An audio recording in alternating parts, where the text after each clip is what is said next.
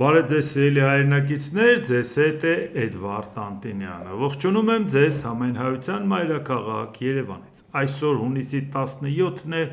2026 թվական։ Իհարկե ինչից էլ խոսենք հետընտրական զարգացումներին պարտադիր կանրադառնանք, նախ այս հարցից սկսենք Ազգային ժողովում 2025 թվականի պետական բյուջեի կատարման հաշվետվության քննարկման ժամանակ Նիկոլ Փաշինյանն ասել է. «Պիտի ուրախությամբ արձանագրեմ Ամերիկայի Միացյալ Նահանգների և Իրանի Իսլամական Հանրապետության միջև տեղի ունեցած խաղաղության գործարքը, ինչը խաղաղության խաչմերուկ նախագիծը դարձնում է առավել քան արդիական: Իհարկե թրիփի նախագծի շրջանակներում ուզում եմ հիշեցնել, որ այդ նախագծի կարևորագույն նրբություններից մեկն այն էր, որ բացվում են ոչ միայն հաղորդակցության ուղիներն արևելքից դեպի արևմուտք, այլև հյուսիսից դեպի հարավ կամ հակառակ ուղղությամբ: Պիտի արձանագրեմ, որ այս գործընթացը թրիփ նախագիծը միանշանակ և աներկբա բացելու է նաև Պարսից ծոց-Սև ծով հաղորդակցության ուղիները, ներառյալ նաև արդեն դրա մասին էլ բազմիցս խոսել ենք Միջերկրական ծովի և Կասպից ծովի միջև հաղորդակցության ուղիները, որն ակնհայտորեն Հայաստանի Հանրապետությունը դարձնելու է խաղաղության և տնտեսության խաչմերուկ: Ինչու սրանից սկսեցի: Այս ամբողջ ընթացքում, երբ որ կա լարվածություն, Ամերիկայի Միացյալ Նահանգների և Իրանի միջև, թե հարվածներ, թե պայմանավորվածություններ, թե Հորմուզի նեղուցի փակելը միակողմանի, թե դրանից հետո Ամերիկայի կողմից փակելը և այլ, սպառնալիքներ, քննարկումներ, ամեն ինչ: Գրեթե օր չի եղել, որ այս մասին չենք խոսել, որ ասում եմ ժողովուրդ ջան, երկրի ներսում Իրանի հետ կապված օրակարգ ինչպես տեսնում եք չկա, ոչ իշխանությունն է այդ թեմային անդրադառնում, ոչ ընդդիմությունը, կարծես նման բան գոյություն չունի: Բայց խոսել խաղաղության խաչմերուկի մասին հաշվի չառնելով, որ Ամերիկայի Միացյալ Նահանգներն ու Իրանը համաձայնության չեն եկել, էս ի՞նչ խաչմերուկից եք խոսում: Չեք պատկերացնում, որ եթե Ամերիկան Իրանի հետ կապված կոնֆլիկտի պարագայում ինչ-որ առիթով ստացվի այնպես, որ Իրանը կարողանա իր ուզած պայմանները դնել, Ամերիկային ասելու է մոռացի այդ թրիփը, ինչ ենք անելու: Կամ էլ թե չէ համաձայնության գալու դեպքում, ավելի գլոբալ համաձայնության դեպքում կարող է Ամերիկան ու Իրանը համաձայնվեն և երկրորդ պլան մղվի թրիփի հարցը կամ ընդհանրապես Ամերիկայի հետ գործընկերության հարցը, բայց ոչ մի ձայն մեր իշխանությունների կողմից չէր լսվում: Բայց հիմա Նիկոլ Փաշինյանը կարծելով, որ արդեն ձեռքաբերվել վերջնական համաձայնություն, մինչդեռ ընդամենը խոսքը հուշագրի մասին է, ընդամենը առաջի քայլն անելու մասին է, արդեն ինքը ոգևորված ասում է, որ եթե Ամերիկան ու Իրանը չպայմանավորվեն, ինչ խաղաղության խաչմերուկ: Այդ ամբողջ խաղաղության խաչմերուկի տրամաբանությունը նա է, որ Ամերիկան ու Իրանը պայմանավորվեն: Բա քանի 100 անգամ եք ինձնից լսել այդ հարցը: Բա ինչի՞ դուք այդ մասին, այսինքն իրան թվում է, որ արդեն պրոբլեմը վերացել է, հետադարձ հայացք ա գցում, բա ժողովուրդ ջան գիտեք, բա ինչի՞ չէիր 5 օր առաջ, 10 օր առաջ, 20 օր առաջ ասում, որ ժողովուրդ ջան չկա խաղաղության խաչմերուկ, քանի դեռ չկա Ամերիկա-Իրան պայմանավորվածություն: Հենց այդ մասին խոսում էինք: Նիկոլ Փաշինյանի աջակիցներն ասում են՝ դե հերիք ա էլի, էն մարդն ասում ա թռչկոտեք, պարեք, երգեք: Դու անընդհատ խոսում եք բանի մասին, խնդրի մասին, որը լուծված չի: Ոնց լուծված չի: Բա որ լուծված չի, Նիկոլ Փաշինյանը ինչի՞ ա թռչկոտում և առաջարկում մյուսներն էլ թռչկոտեն: Հիմա դուք հասկացա՞ք ինչ էինք խոսում մենք: Հասկացանք, որ քանի Իրան-Ամերիկա հարցը լուծված չէ, թրիփի հարցը վտանգի տակ է: Եվ սա ասում է Նիկոլ Փաշինյանը Ազգային ժողովի բարձր ամբիոնից: Կարծելով, որ հարցը արդեն փակված է, կարող է ձեզ որպես բարի լուր ներկայացնի, որ քանի այդ հարցը լուծված չէր, կասկածի տակ էր թրիփի հարցը: Տեսնում եք չէ: բացվում է հաղորդակցության ուղիները արևելքից արևմուտք եւ այլ, տեղի ունեցած խաղաղության գործարքը, ինչը խաղաղություն խաչմերուկ նախագիծը դարձնում է ավելի քան արդիական։ Այսինքն այդ նախագիծը, որով նախընտրական առավոտից իրեգո խոսում էր միլիարդներ հոսելու, էսա լինելու, այն անլինելու, չէր ասում, որ ժողովուրդ ջան, առայժմ դա խնդիր է, քանի դեռ Ամերիկան եւ Իրանը չեն պայմանավորվել։ Բա դրա համար, երբ որ մեր հասարակությանը ներկայացնում են, որ ժողովուրդ ջան, չի կարելի տենց ոգևորվել եւ ասել, եթե իշխանությունը խնդրեմ չի տեսնում, նշանակում է խնդրեմ չկա։ Իշխանությունը խնդրեմ տեսնում սսկվում է, որպեսզի ձեզ չասի իրականությունը։ Հետո իրան թվալով, որ խնդրեմը լուծվել է, արդեն հանգիստ ասում է, բա գիտեք, չի կարող լինի այս խաղաղության խաչմերուկ, եթե չլինի այդ իսկ հիմա նայենք, իսկ խաղաղությունն արդեն եկել է, որ Նիկոլ Փաշինյանը շտապեց Խոստովանի, որ ինքը լավ էլ գիտեր, որ խաղաղության խաչմերուկը չի գործելու Ամերիկա-Իրան հակասության լարվածության պայմաններում։ ԱՄՆ նախագահ Դոնալդ Թրամփ, սա վերջնական գործարք չէ, սա փոխըմբռնման հուշագիր է։ Ընդհանրապես հուշագիր։ Բա վերև ինչ էր ասում Նիկոլ Փաշինյանը, Ամերիկայի Միացյալ Նահանգների Իրանի Իսլամական Հանրապետության տեղի ունեցած խաղաղության գործարքը։ Չենք լսում ինչ է ասում Թրամփը։ Սա գործարք չէ, սա ընդհանրապես փոխըմբռնման հուշագիր է։ Եվ եթե այն ինձ դուր չգա,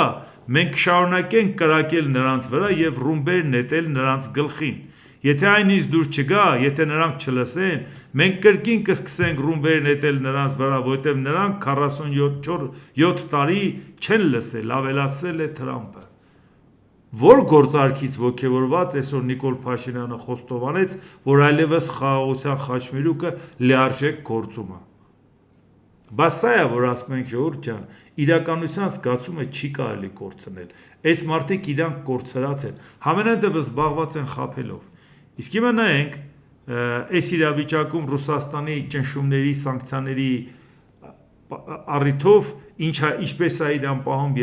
Եվրամիությունը, եւ շատ ենք խոսել, որ նեղ օրվա ժամանակ շատ տենց հապշտապ ձևով Եվրամիությունը փորձեց ամեն ինչ անել, որպեսզի օգտակար լինել Հայաստանին։ Եվ հիմա եզրակացությունը թող մեր հասարակությանը մնա, թե նեղ օրվա անկերը ով է։ Այն դեպքում, երբ որ Հայաստանը չի ասել Եվրոպայում գնում, այն դեպքում, երբ որ Նիկոլ Փաշինյանը եվրոչինովնիկների հետ հանդիպել, ասել է, գիտեք, ես Ռուսաստանի դեմ դուրս չեմ գա, Ռուսաստանի հետ իմ հարաբերությունները չեմ փչացնի, Եվրոպա էլ գալու օրակարգ չունենք։ Այս դեպքում են նրանք օգնում։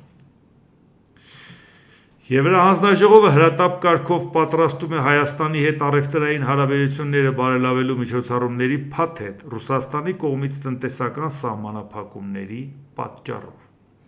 Բրյուսելում մշակում են այսպես կոչված ինքնավար առևտրային միջոցներ, որոնք կնվազեցնեն հայկական պարենային եւ գյուղատնտեսական արտահանման մաքսատուրքերը։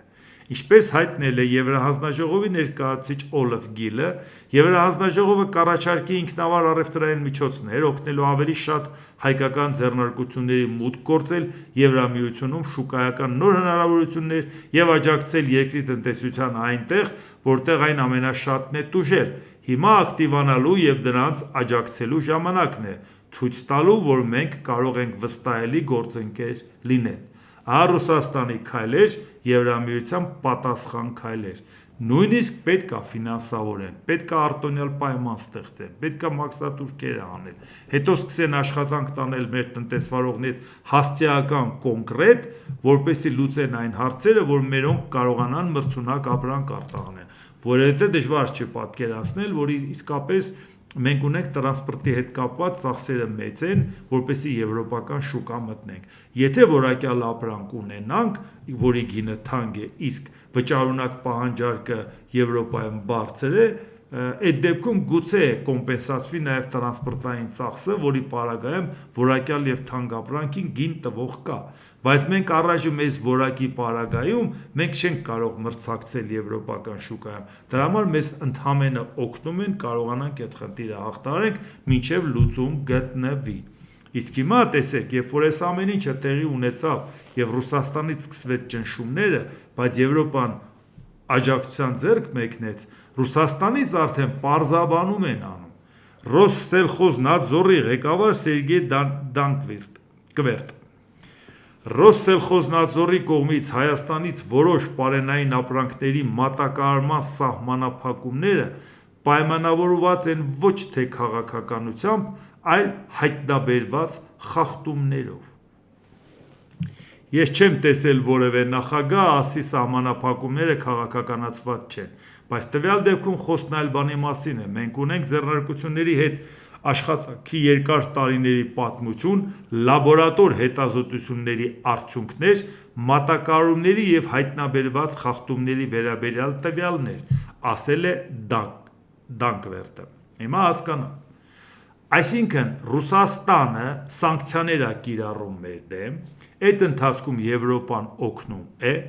այստեղ Հայաստանում Ռուսաստանին սպասարկող ուժերն ասում են տեսակ, դուք ձեզ վատ պահեցիք, Ռուսաստանը մեր վրա ճնշում է գործադրում, պետք է մեղայականով գնալ Ռուսաստանի ոտերն ընկնել և ասել կներես մենք այլևս քո դեմ որևէ բան չենք անի։ Բացատրում էինք, որ պետք է արժանապատվություն ունենալ և աշխատանք տանել այլ շուկաների հետ, արաբական երկրներ, Եվրամիություն, Միացյալ Նահանգներ, տարբեր տեղեր, աշխատանք տանել, կարողանալ և ի վերջո չկոտրվել, համառորեն կանգնել, ասել դուք մեր դեմ այս ձևով վարվեցիք, մենք դրա պատասխանը կտանք։ Բայց մեզ մեղադրում են, որ քաղաքական սխալի պատճառով մեզ Ռուսաստանից ճնշում են։ Հիմա Ռուսաստանի Ռոսսելխոզնadzորի ղեկավարն ասում է, չէ, ժողովուրդ ջան, ձեր ապրանքն անորակ է, քաղաքականությունը բացարձակ կապ չունի։ Բա ռուսամետ ուժերին ասեք, քաղաքականությունը կապ չունի։ Բա մեզ ինչու էիք մեղադրում, որ ասում էինք ենթադրենք Եվրոպայի հետ կարելի է համագործակցել։ Բա որոշեք, եթե դա քաղաքական ճնշում էր, բա ուրա ձեր արժանապատվությունը, որ ասեք ճնշում եք ձեր գործընկերների վրա, դե ուրեմն մենք էլ ուղիներ կորոնենք։ Եթե դա ճնշում չէր, ընդամենը մեր ապրանքը անորակ էր, ինչի եք Հայաստանին մեղադրում, թե դուք ինչի եք Եվրոպայի ուղղությամբ քայլեր անում, այ դրա պատճառով է ճիշտ են անում, որ ճնշում են։ Բայց մեր ապրանքը, որ այնքան անորակ է, որ ռուսական շուկա չի մտնում, այն դեպքում, որ մեր ապրանքը 90%-ով ռուսական շուկայի համար է նախատեսված, բա դրա մեղքը նա չի, որ մենք ԵԱՏՄ կազմում ենք գտնվում, դրա մեղքը նա չի, որ մենք մեր հիմնական կապը Ռուսաստանի հետ ենք պահում, որի պարագայում նույնիսկ Ռուսաստանի համար է մեր ապրանքը, բայց եթե մենք նորմալ տնտեսական համակարգում լինեինք կամ գոնե ձգտեինք դեպի Եվրամիության տնտեսական տիրույթ քայլ առ քայլ մոտենայինք, մեր ապրանքը կարող է այնքան անորակ լիներ, որ այդ ապրանքը Ռուսաստանը մերժեր, բայց ի՞նչ տնտեսություն ասա, որ մեր ապրանքը նույնիսկ չեն ուզում ընդեղ, որ մենք այդտեղ ենք, որովհետև մեր ապրանքը անորակ է, առնող կա։ Ու նույնիսկ այս նույն մարդը, այս Դանկվերտը պատմում է, որ ձեր լաբորատորիան սեն, ձեր ապրանքները հավաքում են նենց, իրար տեղ են դնում, ստուգել հնարավոր չի, սենց այն էցա, մեղքը ձերն է։ Բայց այդ անորակը, որ Ռուսաստանը արտահանվող ապրանքը, որ մեջների որակովն է մերժում է, բա մենք ինչ ենք ուտում, ժողովուրդ, բա մեր լաբորատորիաները մեզ ինչ են հրամցնում, ինչ ձևով է մեր մոտ վերահսկվում, սա ենք ուզում մենք, բա որ ասում ենք Եվրամիություն, բա դրա համար ենք ասում, այսօր Եվրամիությունը մեզ օգնում, ասում է ինչ արտադրես տերը, բայց Ռուսաստանն ասում է քո ապրանքն անորակ է, եթե Ռուսաստանի համար էլ է անորակ, մենք ինչ գործ ունենք ԵԱՏՄ-ի մեջ, ուրեմն մենք սխալ գործընկեր ենք ընտրել, որը մեզ չի ստիպում, որը մեզ չի նպաստում, որպեսզի մենք կարողանանք որակյալ ու մրցունակ ապրանք ունենանք, ավելի պարզ էլ ինչ ասեն, որ մենք հասկանանք։ Ու դրա համար, եթե մենք հետևողական քայլեր անեինք դեպի Եվրամիություն, վաղուց արդեն այդ ստանդարտի ապրանքները կունենայինք, Ռուսաստանն էլ կխնդրեր, մյուսն էլ։ Իսկ այսօրին ենք հասել։ Իսկ հիմա տեսնենք էկոնոմիկայի նախարար Գևորգ Պապոյան մի շարք ապրանքային ուղղություններով դեպի Ռուսաստան արտահանում պրակտիկորեն դադարեցվել է, և դա որոշակի շոկային իրավիճակ է ստեղծել, սակայն պետք է նշել, որ էկոնոմիկայի նախարարությունը ակտիվ աշխատում է մասնավոր բիզնեսի հետ և որոշակիորեն և էական չափով մեզ հաջողվել է արտահանումը դիվերսիֆիկացնել, ասել է նախարար Պապոյանը։ Իհարկե նաև հույս ունենք, որ Ռուսաստանի Դաշնության հետ կապված հարցադրումները կլուծվեն և մենք կշարունակենք մեծ ծավալներով արտահանել նաև Ռուսաստան, շեշտել է էկոնոմիկայի նախարարը։ Շատ ուրախալի է, որ մենք եվրոպական գործընկերների աջակցությունն ենք այս օրերին ստանում այս բարդ իրավիճակում, և սա շատ կարևոր է։ Իհարկե մենք բարձր ենք գնահատում Եվրամիության աջակցությունը, բայց այնուամենայնիվ ես ուզում եմ նշել, որ մեր նպատակը դեպի Ռուսաստան արտահանումը դեպի եվրոպական ուղղություն տեղափոխելը չէ, ընդգծել է Պապոյանը։ Դե ով էր կասկածում, որ վաղը Վլադիմիրիչը մի քիչ նորմալ ձևով դնի հարցերը քննարկի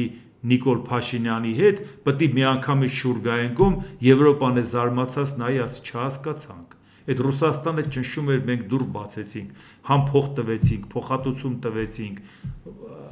մաքսատուրքերը հանեցինք, ասինք ոչինչ որակը, մտցրեք մեր շուկա, այս ամեն ինչն արեցինք, բայց ձեր նպատակը չի ռուսական արտահանումը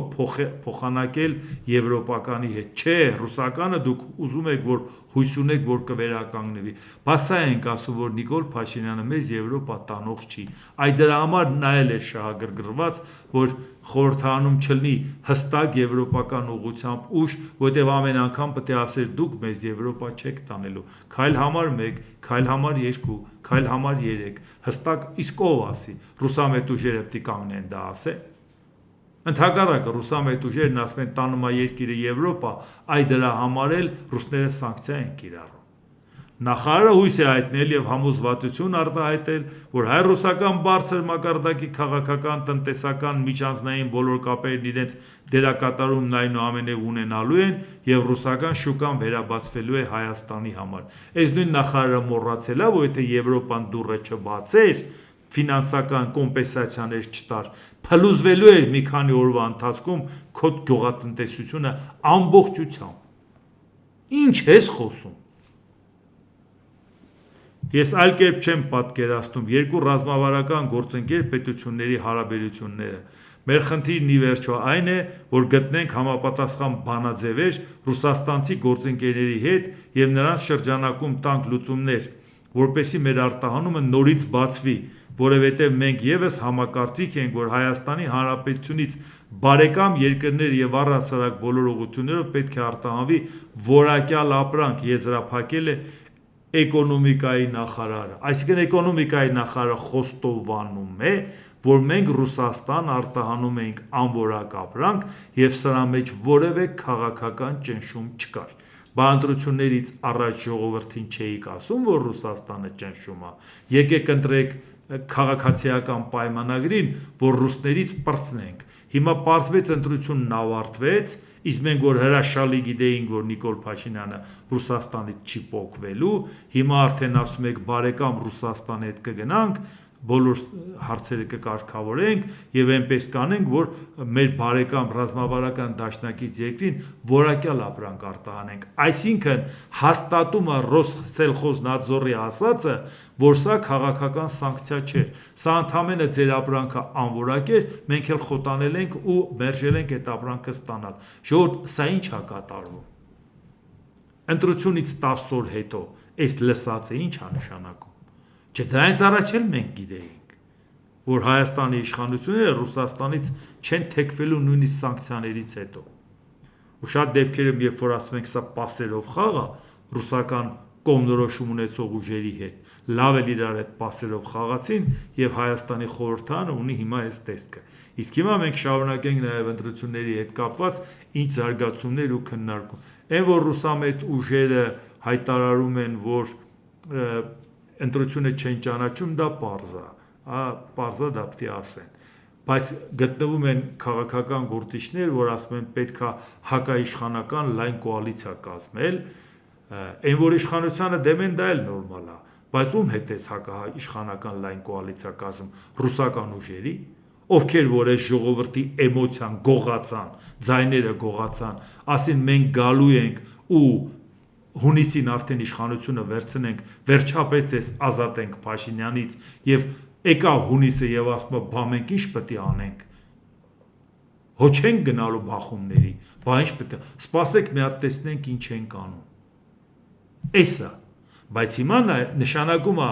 նրանք ովքեր ցանկանում են ռուսամետ ուժերի հետ միանալ ընդդեմ իշխանությանը, ես կարծում եմ, որ ես կամ իմ նման մարդիկ ընդեղ անելիք չունեն։ Այո, մենք հավասարապես երկուսին ենք մերժում, որևէ մեկին չենք միանալու մյուսի դեմ։ Գնացեք, միացեք, ինչ ուզում եք արեք։ Բայց նաև իշխանության հետ ասոցացվող ուժերն են հիմա արդեն այդ հարցը բարձրացնում սահմանադրական դատարան դիմելու, որպեսզի ընտրության արդյունքները չեղարկվեն։ Հանուն Հանրապետության կուսակցություն առաջիկայում սահմանված կարգով դիմելու է սահմանադրական դատարան, մենք վիճարկում ենք ոչ միայն քվեարկության արդյունքը, այլ այն քաղաքական, իրավական եւ հանրային միջավայրը, որի պայմաններում այդ արդյունքը ձևավորվել է։ Հայկե չմոռանանք, որ Հանուն Հանրապետություն կուսակցությունը ընտրությունից անմիջապես հետո ճանաչեց այդ ընտրությունը, լավ, դա էլ դնենք մի կողմ, այդ պահին իրան թվաց, թե իշխանությանը պետք է ժեստ անել, բայց հետո հասկացան, որ այս ինչ որ քննարկվում է երկրում այս մթնոլորտը պետք է ուղղակի վերաբերմունք արտահայտել, նաև այդ կարգի վերաբերում նաև անկախ դիտորդական առաքելության ներկայացուցիչ Դանիել Հովհաննիսյան, ըստ էության մենք գործ ունենք ընտրությունների արդյունքների ոչ ուղիղ իմաստով, բայց կեղծման հետ իրենք դիտարկում են հանցագործության մասին հաղորդում ներկայացնելու հարցը, ինչպես նաև սահմանադրական դատարանին առաջարկելու են անվավեր ճանաչել ընտրությունների արդյունքները, քանի որ չի կարելի անել այն, ինչ որ արեց Կենտրոնական ընտրական հանձնաժողովը։ Ասա Դանիել Հովհաննիսյանը,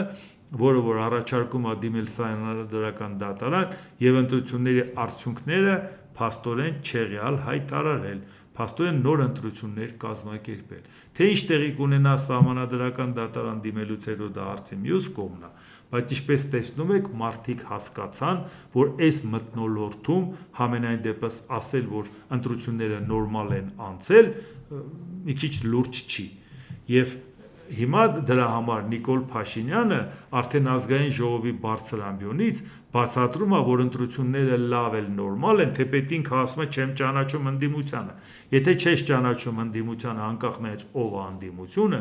ընդդիմությանը տված մանդատը չես ճանաչում, նշանակում է չես ճանաչում այսօրվա խորհրդարանը, որտեղ սահմանադիր է ճանաչում, որ խորհրդարանում պետք է լինի 1/3 ընդդիմություն, ավելի քան 1/3 ընդդիմություն պետք է լինի։ Եթե դու ասում ես նրանք մենք չենք ճանաչում, նշանակում է չես ճանաչում խորհրդարանը։ 9-րդ գումարման, որը ստեղծում է, բայց հիմա ինչ էր ասում Նիկոլ Փաշինյանը ազգային ժողովի ամբիոնից։ Ուր են, բա ինչի ժողովուրդը փողոց դուրս չի գալի, ինչի չի պայքարում։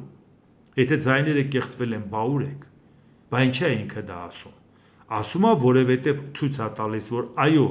բա ընտրության էին գնում ռուսամետ ուժերն, ասում էին, «Էսա տեսեք ոնց ենք մարդկանց փողոցանում, հեղափոխություն ենք անելու, տեսեք ինչ ենք անելու, տեր ենք կանգնելու ձեր ձայներին» եւ շատ կատեգորիկ, շատ վճռական։ Եկավ ընտրությունը ավարտվեց, ոչինչ չարեցին, լիդերները բացարձակ ոչինչ չկազմակերպեցին, որովհետև այն ժամանակները տարբեր, որ մարդիկ փողոց են դուրս եկել տեր կանգնելու ձայներին, առաջինը փողոց են դուրս եկել լիդերները, ժողովուրդն է գնացել է ի պաշտպանություն հանդես է եկել։ Այսօր լիդերները փողոց դուրս չեկան, ընդհակառակը մտածում էին ինչ հարմար առիթով երկրից դուրս գան։ Դրա ժողովուրդը ինչ աներ, ինքնաբուխ լցվեր փողոց մի քանի 100,000 մարդ, ով է կազմակերպել, ով է այդ մարդկանց հանել, ով է միտինգի բերել, ով է նրանց առաջ ելույթ ունեցել, ով է խոստացել պայքարել, ով է ասել փողոցային պայքար, բա ուր են այդ լիդերները։ Այո, այն լիդերները, որոնք ժողովրդին խաբեցին, որ մենք ձեզ բերում ենք Նիկոլ Փաշինյանից ազատում ենք ընտրություններից անմիջապես հետո։ Այո, բա իհարկե այս խորհրդարանը լեգիտիմ չի։ Իհարկե, որովհետև հենց իշխող քաղաքական ուժի ղեկավարն ասում է, մենք չեմ ճանաչում այս ընդդիմությանը։ Շատ վատ է, որ այդ ընդդիմությունը ընդեղ է, բայց եթե մանդատ է ստացել, իշխանությունը չի կարող նրան ճանաչել կամ չճանաչելու հարց տանել։ Հենց չես ճանաչում, ուրեմն ասում ես, որ այս խորհրդարանը լեգիտիմ չի։ Այո, դե հիմա դուք նայեք, թե ինչ արեցին, ոնց խաբեցին ժողովրդին եւ ասեցին, եկեք մեզ ձայն տվեք, մենք այս իշխանությանը ուղարկում ենք տուն։ Երբ որ մենք ասում ենք, որ իրանք խաբում են, բլեֆ են անում, ոչինչ էլ չեն անելու, 21 թվի օրինակով գնալու են ազգային ժողով, նստեն, ոչ մի բան էլ չանեն, փողոց դուրս գան, ոչինչ չանեն, խորհրդարան գնան, ոչինչ չանեն։ ընդհանրապես իրանք ցանկանում են լեգիտիմացնել Նիկոլ Փաշինյանի ընտրությունը, բայց հայտարարեն, որ լեգիտիմ չի, բայց իրանք ընտրությանը մասնակցելով լեգիտիմացնեն, որպեսզի այլընտրանք ժողովուրդը չտեսներ, որովհետև ասում են այ ժողովուրդ, ինչ այլընտրանք, ինչի մասին է խոսքը, եկեք օգնեք ուղարկենք տուն։ Մյուս մասն էլ ասում էր այ ժողովուրդ, ինչ այլընտրանք, եկեք մեզ օգնեք, ռուսները տանում են։ Բայց սա ենք ասում, ժողովուրդ ջան, հիմա դուք այս արդյունքից գոհ եք։ Էսա։ Հիմա կասեք էլի խաբվեցինք։ Չխաբվեիք, բայց ինչ անեինք։ Դրա համար ժողովուրդ ջան, պայքարը շարունակվում է, ինչպես տեսնում եք, կրքերը չեն հանդարտվել, եւ այն, որ այս ռուսամետ ընդդիմությունը հիմա խնդիրներ ունի, այն վատը նա է, որ իրանց խելքից խնդիր ունի։ Եվ վատը նա է, որ նրանք չեն կարողանալու ժողովրդի աջակցությունը հայցեն, երբ որ իրանց գլխին Նիկոլ Փաշինյանը ինչ օրին ուզում է դնի։ Գիտեք ինչի, որտեղ իրանք այդ ժողովրդին խոստացել էին իշխանափոխություն։ Եթե դու իշխանափոխություն չես արել, ու հիմա ասում ես ժողովուրդ ջան, օգնեք մեզ, որ Նիկոլ Փաշինյանը չծեծի, չէ, օգնելու է Նիկոլ Փաշինյանին, որ ձեզ ծեծի։ Բայց շատ վատ է, մենք շեղվում ենք օրինականությունից։ Մենք այսինքն անօրինական քայլ անելը արդարացնում ենք, որովհետև անում են անօրինական մարդկանց դեմ։ Սա չի կարելի, ժողովուրդ ջան։ Այսինքն մենք երջանկացած անօրինականությունն արդարացնում ենք, դուք հասկանում եք։ Չի կարող տեն, ում հանդեպ ուզում է լինի, անօրինականություն չպետք է արվի, բայց հիմա ժողովուրդը ինչ ոգևորված է անդոնում, այ տվեք սատկացրեք այդ ռուսամետներին, տվեք սատկացրեք այդ Քոչարյանին էլ, մյուսին էլ հերիք եղավ, բոլ եղավ, բա բռնեիք 8 տարի ձեր ձեռներ, բռնեիք, բերեցիք հիմա այս ընտրության համար նրանք ձեզ պետք էին, դրա համար եմ ասում, մեկ անգամ եւս ասեմ, ժողովուրդ ջան, որ դուք հիմա տեսնում եք, եթե առաջիկայում զարգացումներ լինեն, նոր ընտրություն, պայմանականորեն սահմանադրական դատարանի հետ հիմա էլ իշխանությունը պասերով որոշում է, ասում է եկեք այդ հարցը սենց անենք օրինակի համար։ Բերեք այն ռուսամետ կաշառք բաժանողներին արանքից անենք, նոր ընտրություն անենք։ Հավանականությունը փոքր է, դե համարենք դա կա։ Կարա տենց բան լի կարա մեկ տարի հետո ինչ որ զարգացումներ լինի, կարող է Ամեն ինչ կարող է լինի աշխարհաքաղաքական, տարածաշրջանային, ներպետական որոշակի ցնցումների պարագայում։ Դա նշանակում է, որ մենք ցանկացած պարագայում պետք է պատրաստ լինենք առաջիկա զարգացումներ, առավել ևս,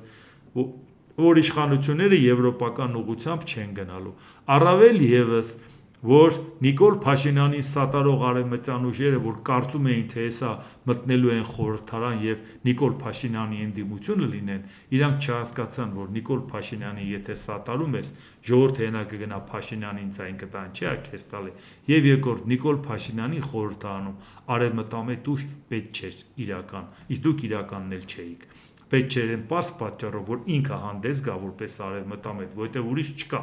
Խորհրդարանում ուրիշ չկա, բա ով հանդես գա։ Այ մենք հիմա այս պարագայում արտախորհրդարանականի վրա շատ լուրջ բեռ ընկավ, հատկապես այն ուժի վրա, որը իրան դրսևորեց իր ճիշտ գծի վրա, վճռական ձևով։ Ես նկատի ունեմ Հայաստանի շնորհապետական կուսակցությանը Գուրգեն Սիմոնյանի գլխավորությամբ։ Դրա համար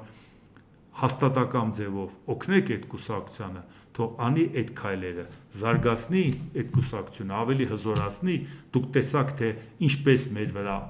ճնշում, ինչ կարգի ճնշում բանացրեցին, մարդիկ կային, որ ընդհանրեն ընտրությանը մասնակցում էին, մենակ նրա համար, որ մեր դեմ պայքարեն։ Ուղղակի այդ կուսակցության նպատակը դա էր։ Իր ստացած չնչին տոկոսի չէր կարևոր, ուղղակի իրան հանձնարարական էր տված մեր դեմ աշխատը, իրանց բոլոր ելույթները մեր դեմ էր, գնում են ժողովրդի հետ հանդիպում մեր անունին, հանկարծ իրան չընտրեք, ախպեր գնա ասա քեզ ընտրեն, եթե բան ունես ասելու, այս ամբողջ դուք լավ նայել եք, նորից չկրկնեմ, դրա համար հիմա քանի որ այս ամեն ինչը չի ավարտվել, նոր է սկսում, մտածեք, թե ինչով ենք մենք մտնում հաջորդ փուլ, իսկ հիմա նայենք ինչա կատարվում նաև Իրանի հետ կապված հարցերին էլ հասցնենք անդրադառնանք։ ԱՄՆ Սենատը մերժել է բանաձևը, որը պետք է սահմանափակեր Իրանում նախագահ Դոնալդ Թրամփի ռազմական լիազորությունները երկու երկրների կողմից ամիսներ տևած մարտական գործողությունները դադարեցնելու և ավելի լայն բանակցություններ սկսելու սահմանափակ համաձայնության հասնելուց մի քանի օր անց։ Ներկայացուցիչների պալատն այս ամիս ընդունել էր իր սեփական բանաձևը, որի նպատակն էր ստիպել Թրամփին վերջ դնել պատերազմին։ Մի քանի անգամ իհարկե մերժվել էր դեմոկրատների առաջարկը, վերջապես Ներկայացուցիչների պալատը դա համաձայնվեց, ընդունեց,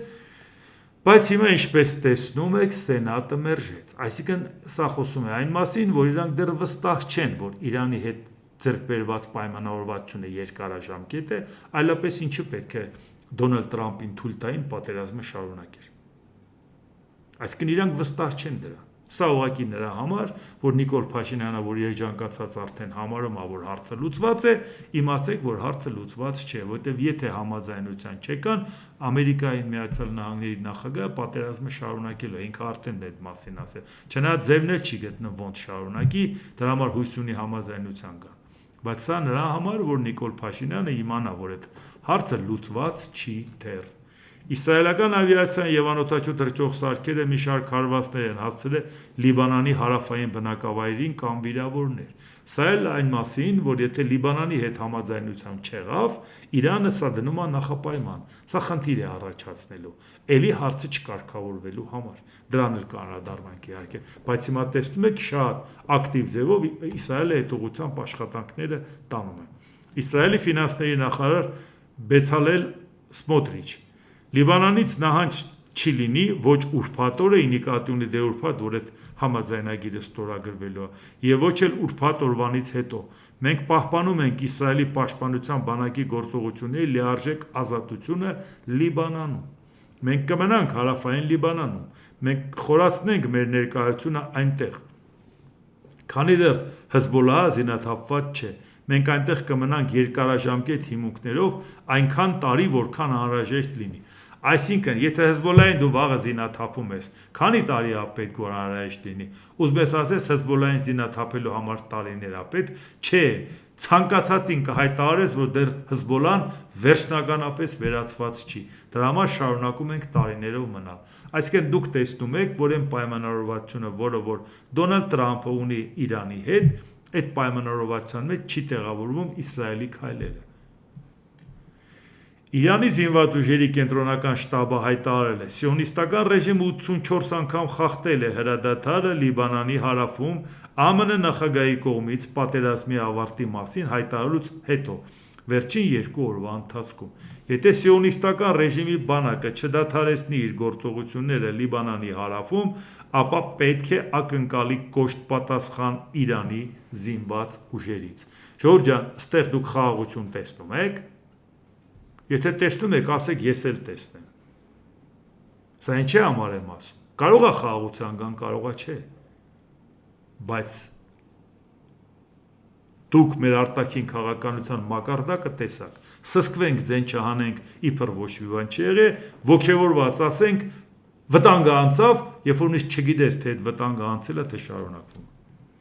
ԱՄՆ փոխնախագահ Ջեյ Դի Վենս Սա տարածաշրջանային խաղաղության գործարք է, այն կներառի Պարսից ծոցը, այն կներառի Իսրայելը, այն կներառի Լիբանանը։ Գաղափարն այն է, որ սա իրական տարածաշրջանային խաղաղության համաձայնագիր։ Այսինքն, Ջեյ Դի Վենսն ասում է, որ ժողովուրդ ջան, լավ մյուսներից բացի արաբական երկրների մասը, կոնկրետ ասում է, եթե մենք կգանք համաձայնության գործարքի կհասնենք, դա ներառում է նաև Լիբանանը, իսկ Լիբանանի հետ կապված, ինչպես տեսնում եք, Իսրայելը զիջել չի պատրաստում, եւ ինչպես տեսնում ենք, Իրանը զիջել չի պատրաստում, որովհետեւ այդ համաձայնագրի կետերից մեկը Լիբանանին վերաբերվող կետն է, եւ իրենք ասում են, Լիբանանի հարցում համաձայնության չեկանք, ամբողջ փաստաթղթի հարցում ուրեմն համաձայնության չենք եկել։ Իրանի արտգործնախարար Աբբաս Արաղչին հեռախոսազրույց է ունեցել Լիբանանի նախագահ Ժոզեֆ Աունի և երկրի խորհրդարանի ղեկավար Նաբիհ Բերիի հետ։ Աբբաս Արաղչին ընդգծել է Իսրայելի կողմից Լիբանանի վրա հարձակման լիակատար դադարեցման անհրաժեշտությունը, քանի որ Թել Ավիվը դեռևս շարունակում է իր օդային հարվածները։ Լիբանանի բարձրաստիճան պաշտոնյաներն իրենց հերթին ողջունել են Իրանի և ԱՄՆ-ի միջև ձեռք բերված խաղաղության համաձայնագրում Լիբանանին վերաբերող կետերի ներառումը։ Այսինքն սա, որ Իրանը ասում է, որ այո, իմացեք, որ մենք արդեն այդ հրապարակվել է, թեկուզ ոչ պաշտոնական, բայց այդ 14 կետը հրապարակվել է, Միացյալ Նահանգներն է խոստացավ, որ իրանք մինչև հանդիպումը կհրապարակեն, նաև Դոնալդ Թրամփն ասաց, որ կոնգրեսին էլ կներկայացնի այդ համաձայնագիրը, եւ ինչպես տեսնում եք, հետևողականորեն Իրանը գնում է այդ ճանապարհով։ Այսինքն, եթե Իրանն Ամերիկային համաձայնության չեկան, այն էլ Ամերիկան եթե զիջեց, դուք պատկերացրեք, ինչ խնդրի առաջ կկանգնի Հայաստան։ Այսինքն, իր սխալ հաշվարկի պատճառով, որ կարծում էր, թե ամեն ինչ նորմալ է։ Սսկվենք, ցեն չանենք, հետո էլ ոգևորված ասենք վտանգն անցել է։ Իսրայելը ԱՄՆ-ին խնդրել է ծանոթացնել Իրանի հետ կնքվելիք համաձայնագրի տեքստին, սակայն մերժում է ստացել։ Իսրայելում դժգոհ են, որ հուշագրի բովանդակության մասին տեղեկություններ են ստանում միայն երրորդ կողմերի միջոցով։ Իդեպ Բենյամին Նեթանյահուն էր վարչապետը, երեկ էլ ես ասացի, որ ինքը ասեց, որ ես տեղյակ չեմ բանակցություններից։ Ինչու է Ամերիկան այսպես պահում, որովհետև այն փաստաթուղթը, որը որ պատրաստվում են ստորագրել, այդ փաստաթղթում Ամերիկայի Միացյալ Նահանգները շատ լրջագույն զիջումների է գնում։ Կարող է լավ որ գնում է, եթե դրանով խաղաղություն լինի, բայց այդ զիջումների գնալով խաղաղություն չի լինելու, որովհետև Իրանին այդպիսի զիջումների գնալուց հետո իսկ ինչ է լուծվել, որ հիմա խաղաղության մասին խոսենք։ Դրա համար Իսրայելը անհանգիստ է, բայց Ամերիկան հասկանալով, որ Իսրայելը գերի էր դարել, որի պատճառով այս պատերազմը սկսվեց, լավ հաշվարկված չէր, հետևանքները եւ պատերազմից դուրս գալու հետևանքները եւ Իսրայելի հետախուզությունը, որ հրաշալի պատկերացում ուներ Իրանի մթնոլորտը եւ մեկ էլ չհասկացան, որ հոգեվոր առաջնորդին սպանելուց հետո երկիրը չի փլուզվելու, արդեն նեղանալու տեղ կա, որտեղ Ամերիկայի Միացյալ Նահանգների նախագահը հասկանում է, որ Իրան փաստի առաջ են կանգնած է, չի կարողանում ինքը արդարացնի, թե ինչ եղավ։ Հիմա արդեն ցույց է տալիս, որ Իսրայել այդ գործերով մի զբաղվի։ Գործը չի, մենք որոշում ենք կայացնել, որը վերաբերվելու է նաև քեզ։ Իսկ Իսրայելն անհանգիստ է, ասում է 60 օրով հրադադար է կանում, բայց 60 օրը օգնելու է Իրանին նորից վերակազմակերպվի, գաղտնի լաբորատորիաներում գործ անի։ Մթամիջ շահեցինք մենք դրանից, որ շուտ մտածեիք դրա մասին։ ԱՄՆ նախագահ Դոնալդ Թրամփ Իրանի հետ համաձայնագրի տեքստը վերջնական չէ, դա փոխըմբռնման հուշագիր է։ Սա նորից հիշեցնենք Նիկոլ Փաշինյանին, ազգային ժողովի բարձր ամբիոնից։ Եթե տենց կատեգորիկ հայտարարություններ ես անում, ընդհանրապես չես տիրապետում իրավիճակին։ Գոնե եթե մինչև հիմա չես խոսացել, հիմա էլ մի խոսա։ Այնա մենք խոսանք ժողովրդին կբացատրենք էլի։ Իրանի նախագահ Մասուդ Փեզեշքյանը հայտարարել է, որ Իրանի եւ ԱՄՆ-ի միջև ձեռք բերված պայմանավորվածությունները դեռևս վերջնական չեն եւ լիարժեք տեսք չեն ստացել։ Ներկայումս առկա արդյունքը կարևոր եւ առաջընթաց քայլ է։ Իրանի ղեկավարը շեշտել է, որ Թեհրանը պատրաստ է իրադարձությունների զարգացման ցանկացած տարբերակի։ Այսինքն, եթե Ամերիկան ասում է չհամաձայնվեցինք, խփելու եմ, ինքն էլ ասում է չհամաձայնվեցինք, խփես պատասխանելու եմ։ Էս է մթնոլորտը։ Ու նաև Չինաստանն է սրան անդրադառնում։ Չինաստանի արտգործնախարար Վան Ին իր պակիստանցի գործընկերոջ հետ քննարկման ընթացքում հայտարարել է, որ Իրանի եւ ԱՄՆ-ի միջև ձեռք բերված ներկայիս համաձայնագիրը ճանապարհի սկիզբն է եւ ոչ թե վերջակետը։ Էս էլ թող մեկ-մեկ ուղակի Նիկոլ Փաշինյանը ընդդիմության հետ կռիվանելու ընթացքում մի հատ ուսումնասիրի, թե աշխարհում ինչ գնահատական են տալի։ Սա սկիզբն է, վերջը չի։ Նախարարն ընդգծել է, որ Պեկինը նույնպես իր հերթին ակտիվ դերակատարում է ունեցել Իրանի եւ ԱՄՆ-ի միջև միջնորդական գործընթացներում։ Հուսով եմ հասկացաք, թե ես ինչի է ձեր թանկագին ժամանակը խլում ամեն օր խոսում Իրան-Ամերիկա համաձայնության մասին։ Արդեն հասկացաք, որ դա որքանով էլ ուղղակիորեն առնչվում նաեւ Հայաստանի շահերին։ Իսկ հիմա նայենք Ուկրաինայի հետ կապված, որովհետև այդ հարցը գիտեք լրահոսն է երկրորդական պլան մղում, բայց միշտ գիտեք դա առաջին պլանում է Ուկրաինայի հետ պատերազմը, որովհետև դրանով է վերջնական արդյունքը լինելու աշխարհում ինչ աշխարհակարգ ենք ունենալու։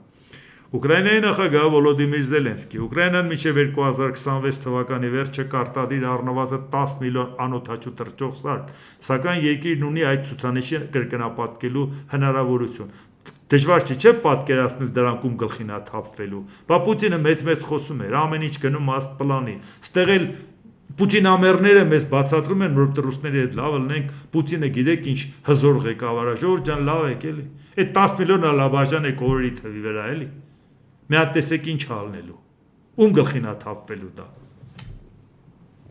Զելենսկին նշել է, որ Ուկրաինան կշարունակի հեռահար ԱԹՍ-ներով հարվածներ հասցնել Ռուսաստանի էներգետիկ եւ ռազմական օբյեկտներին եւ կոչ արել դաշնակիցներին Ռուսաստանի նախագահ Վլադիմիր Պուտինին ավելի ակտիվորեն մղել դեպի խաղաղություն։ Նա չի ցանկանում կանգնեցնել պատերազմը, պետք է ուժեղացնել նրա վրա գործադրվող ճնշումը։ Սա իհարկե ասել է ինքը մեծյոթնակի գագաթնաժողովում իր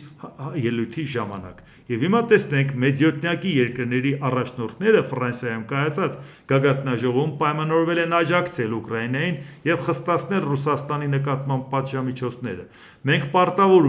պարտավորվում ենք ուժեղացնել ճնշումը ռուսական ռազմական տնտեսության վրա։ Այս համատեքստում մենք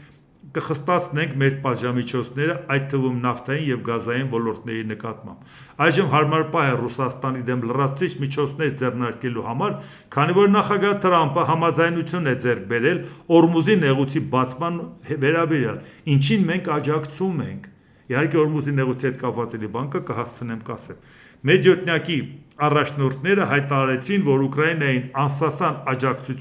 աջակցության մասին մենք համաձայնել ենք ավելացնել հակաօդային պաշտպանության միջոցների, լրացուցիչ համակարգերի եւ որսիչների, ինչպես նաեւ մեծ հեռահարության միջոցների մատակարարումները։ Իսկ ԱՄՆ նախագահ Դոնալդ Թրամփը մեծյոթնակի գագաթնաժողովում եվրոպական երկրներին նոր պայման է առաջադրել, փոխկապակցելով Մերձավոր Արևելքի անվտանգությունը Ուկրաինայի հարցում իր հետագա քայլերի հետ։ Ասում է աջակցեք ինձ, ես էլ աջակցեմ Ուկրաինային։ ԱՄՆ նախագահը պահանջել է Եվրոպայից ապահովել Հորմուզի նեղուցի ականազերծումը, խոստանալով դրա դիմաց ակտիվացնել ճնշումը Մոսկվայի վրա եւ ավելի մեծ աջակցություն ցուցաբերել Ուկրաինային։ Իհարկե շատ վատ է, որ ինքը պայման է դնում Եվրոպայի առաջ, այ դու օգնի ինձ, ես կօգնեմ Ուկրաինային, Ուկրաինան էսպես թե այնպես պետք է օգներ։ Բուդապեշտի մեմորանդումը Ամերիկայի Միացյալ Նահանգներն է ստորագրել, ոչ թե եվրոպական երկրները։ Ֆրանսիան ընդամենը հայտարարությունով է միացել, հա, Մեծ Բրիտանիան էլ է եղել, բայց Մեծ Բրիտանիա հիմա այս ուղղությամբ ինչի մասին է խոսքը։ Միասնական համաձայնություն չկա, բայց այո, ցանկություն հայտնվել է, որ Հորմուզի նեղուցում ականազերծման հարցում Ամերիկային կաջակցեն։ Համենայն դեպս այդ պատրաստակամությունը հայտնել են։ Թող այդ համաձայնությունը լինի, թող դա էլ լինի, Ուկրաինային էլ օգնեն։ Ի վերջո մենք կունենանք նորմալ հեռանկար կունենանք նոր աշխարհակարգի հետ կապված, որը չափազանց կարևոր է նաև Հայաստանի համար։ Որտեղ դուք տեսնում եք ամեն օր մի հատ հայտարարություն անում է Փաշինյանը, որ ասում է, գիտեք, պետականությունը վտանգված էր, հազիվ խուսափեցինք։ Խաղաղության խաչմերուկը վտանգված էր, հազիվ խուսափեցինք։ Եթե ինքը ամեն անգամ տենց ասում է, իմացեք, որ դեռ ոչ մի բանից էլ չի խուսափել։ Դրա համար մենք ստիպված ենք այդ բեռը, այդ ծանրությունը մեր վրա վերցնել եւ պարբերաբար ձեզ հետ միասին քննարկել, թե ինչ է սպասվում աշխարհին։ Դե ինչ, այսօր այսքանը, եթե հավանեցիք սեղմեք լայք կոճակը, բաժանորդագրվեք Էդվարդ Տանտինյան YouTube-յան ալիքին, սեղմեք զանգակ կոճակը, գրեք մեկնաբանություններ, գրեք հարցեր, դիտեք եւ դատեք ինքներդ։ Շնորհակալություն։